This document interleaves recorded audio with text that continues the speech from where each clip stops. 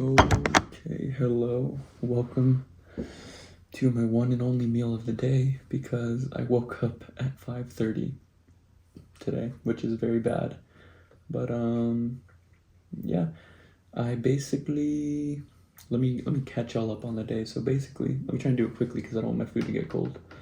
But I woke up at 3:30 because I had to pee. So I peed and then I was like I shouldn't fall asleep, but then I fell asleep again and I woke up at 5. And then all I had time for was to eat this bowl of pineapple, which was like the whole pineapple except for the parts that were like kind of going bad. So I ate that, and then I went to the gym, I stretched, hit push, did cardio, and then I went to HEB and I bought a lot of bad things, okay? And by bad things, I mean these sugar cookies. And yeah, it's just because I was hungry, bro. And when I'm hungry, I make hungry decisions, and that was one of them. But I might take them to work, honestly, or I might just leave them here and eat them gradually, day by day. But what else? Yeah, and now I'm here, and I made biscuits. I also bought biscuits at HEB, but I bought the small containers that have 5 biscuits. So I'm gonna eat 5 biscuits and 5 eggs and 4 pieces of turkey bacon. And yeah, that is where I'm at for the day. But I also had like a rice cake ball from the sushi area at HEB, and then I got a San Antonio roll. So I have everything tracked so far, and I think I should have enough calories to eat the sushi. So I might do that, or I might eat some sugar cookies. Who knows? But I also might have a Premier Protein shake to make sure I hit my protein. But that's where I'm at for the day. So without further ado, here's the macros for this meal. This will be including the rice ball that I had from HEB, and including the sushi if I have it, or including whatever I eat after this, because it's all going to be consumed now, because it's like 12. But yeah, all that leaves for the day is to read and then talk about what I read. And then I'm probably going to get on Minecraft and edit my videos while I do that. And then, probably not stay up till 5 a.m. because I have to be up at like 9 tomorrow to actually make breakfast and go to the gym and have a life.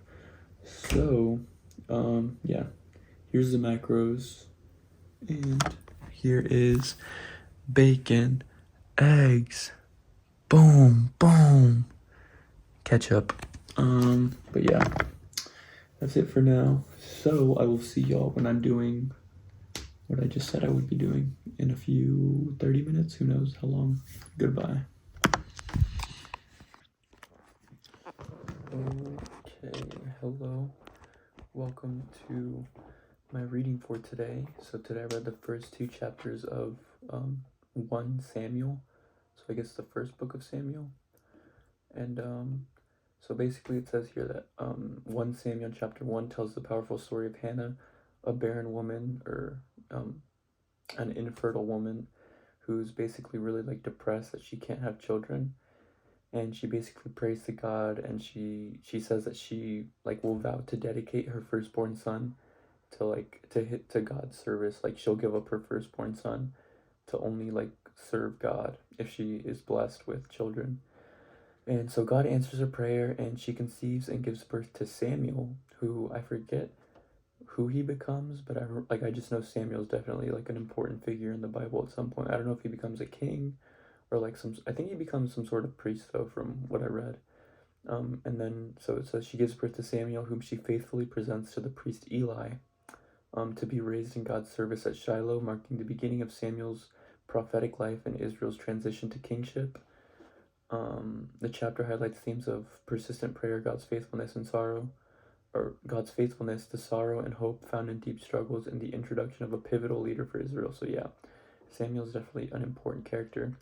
But chapter 1 starts by introducing Elkanah, who is her husband, and it basically says that he has 2 wives, and one of them has children, and Hannah is the one with no children.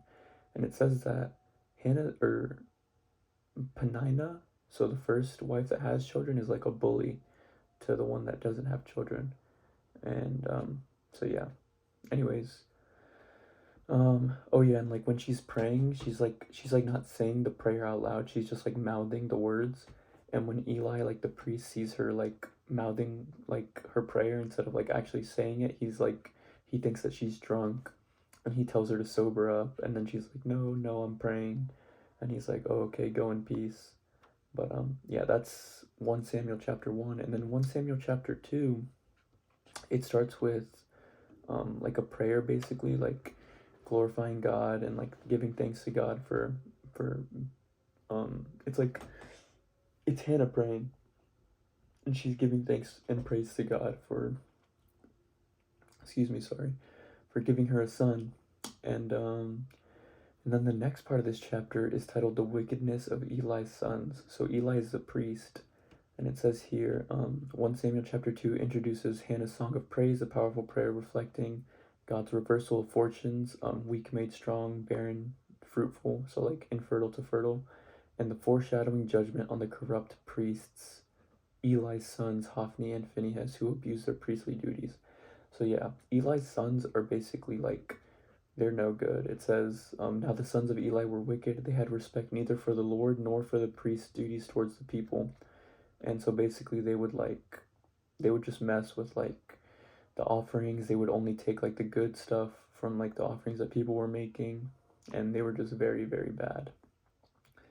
And there was like a good thing here. Oh yeah, so Eli like hears of this because all the people are like talking about, how bad his sons are, and like they're telling him.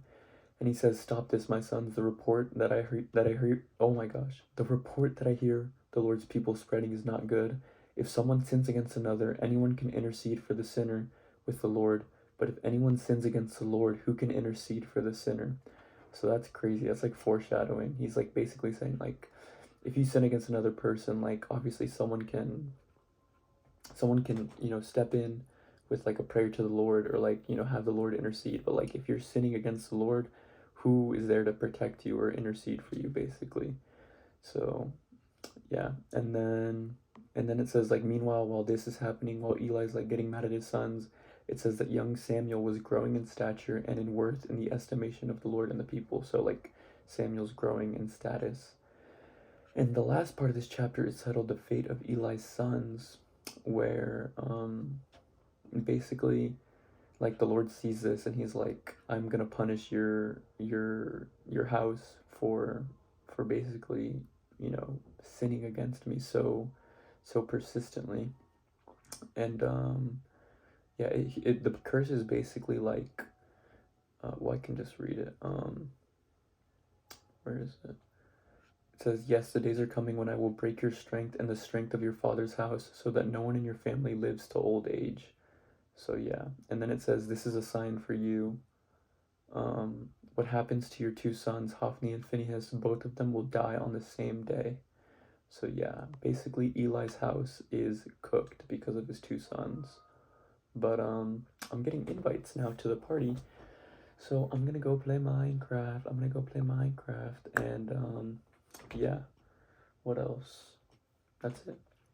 So if you're watching this, thank you very much. I appreciate it. And yeah, like if you want, comment if you want, subscribe if you want. And I will see you tomorrow for day 117, I believe. Goodbye. Oh, wait, here's the macros for the day. Okay, now goodbye.